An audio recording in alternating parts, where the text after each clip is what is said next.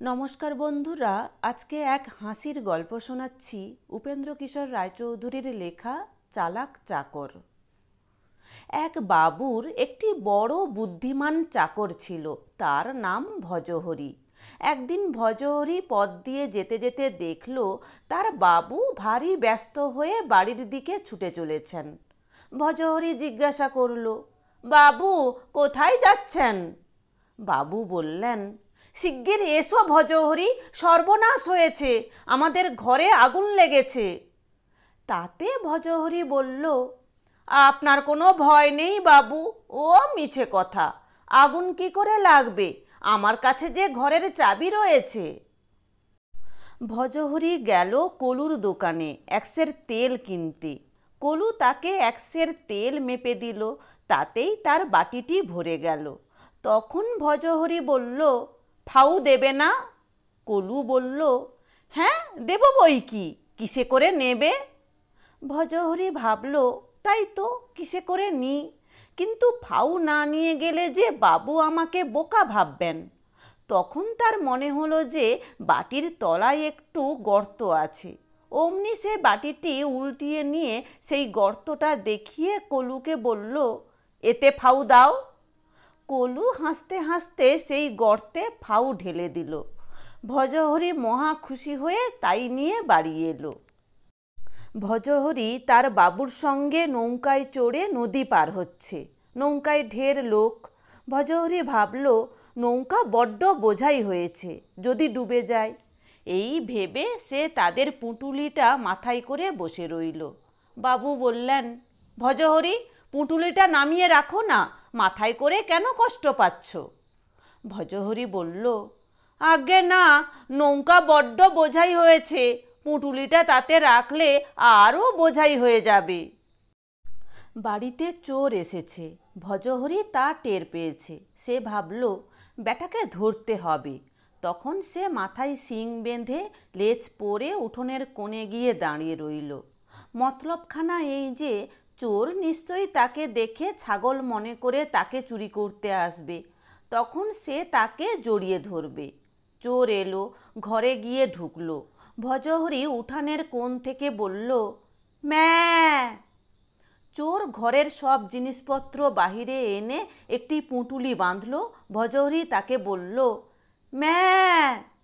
তা চোর তাড়াতাড়ি সেই পুঁটুলি নিয়ে আস্তাকুড়ের উপর দিয়ে ছুট দিল। তখন ভজহরি হেসে গড়াগড়ি দিয়ে বলল, বেটা কি বোকা, আস্তাকুড় মারিয়ে গেল, এখন বাড়ি গিয়ে স্নান করতে হবে। রামধন লোকটি বেশ সাদাসিধে, কিন্তু একটু রাগী। সে গিয়েছে চোরেদের বাড়ি চাকরি করতে। রাত্রে চোরও এক জায়গায় চুরি করতে গেল, রামধনকেও সঙ্গে নিল। সেখানে রামধনকে একটা কচুবনে বসিয়ে দিয়ে বলল, তুই এইখানে চুপ করে বসে থাক, আমরা চুরি করে জিনিস নিয়ে এলে সেগুলো বয়ে নিয়ে যাবি।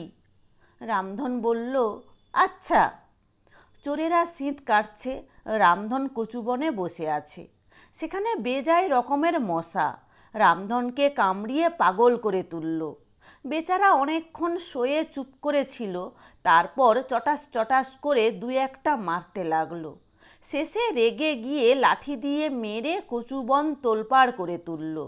সেই শব্দে বাড়ির লোক সব জেগে গিয়ে বলল, কে রে তুই, এত গোলমাল করছিস? রামধন বলল, আমি রামধন গো। বাড়ির লোকেরা বলল, ওখানে কি করছিস? রামধন বলল, আপনাদের ঘরে যে শীত কাটা হচ্ছে। তখন তো আর ছুটাছুটি হাঁকাহাঁকির সীমানা রইল না। চোরেরা আর চুরি করবে কি, তাদের প্রাণ নিয়ে পালিয়ে আসাই ভার হলো। ঘরে এসে তারা তারপর অবশ্যই রামধনের উপর খুবই চোটপাট লাগলো। সে বলল, কি করি ভাই, আমার রাগ হয়ে গেল, যে ভয়ানক মশা। চোরেরা বলল, আচ্ছা খবরদার, আর কখনো এমন করিস নে। পরদিন চোরেরাও আবার রামধনকে নিয়ে চুরি করতে গিয়েছে।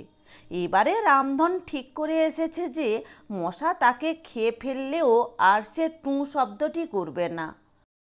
আর চোরেরাও বেশ বুঝে নিয়েছে যে রামধনকে বাহিরে রেখে ঘরে ঢুকলে বড়ই বিপদ হতে পারে। তাই তারা ভেবেছে ওকে ঘরে ঢুকিয়ে দিয়ে তারা বাহিরে দাঁড়িয়ে থাকবে। একটা বাড়ির কাছে এসে চোরেরা বাহিরে থেকেই কেমন করে তার একটা দরজার ছিটকিনি খুলে ফেলল। তারপর রামধনকে বলল, এখন তুই চুপি চুপি ঘরে ঢুকে জিনিসপত্র বার করে আন, দেখিস কোনো শব্দ করিস না যেন। রামধন দরজা খুলে ঘরে ঢুকতে গেল। দরজার কবজায় ছিল মরচে ধরা, তাই দরজা ঠেলতেই সেটা বলল, ক্যাচ। রামধন থতমত খেয়ে অমনি থেমে গেল। তারপর আবার যেই ঠেলতে যাবে অমনি দরজা আবার বলল, ক্যাচ। রামধন তাতে দাঁত খিঁচিয়ে অ্যাঁ বলে আবার থেমে গেল। তারপর রামধন কিছুতেই আর রাগ সামলাতে পারল না। সে তখন পাগলের মতো হয়ে প্রাণপণে সেই দরজা নাড়তে নাড়তে চেঁচিয়ে বলতে লাগলো, ক্যাচ ক্যাচ ক্যাচ ক্যাচ। তারপর কি হলো বুঝতেই পারো। এসব তো শুধু গল্প।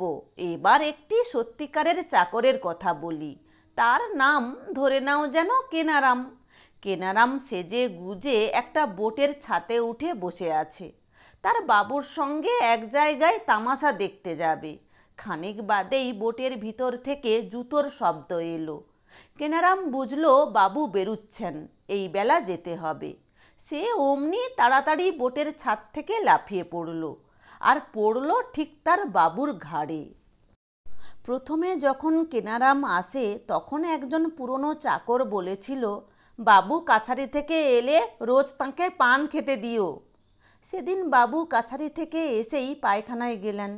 কেনারামও তাড়াতাড়ি সেইখানেই গিয়েই তাঁকে বলল, বাবু পান এনেছি।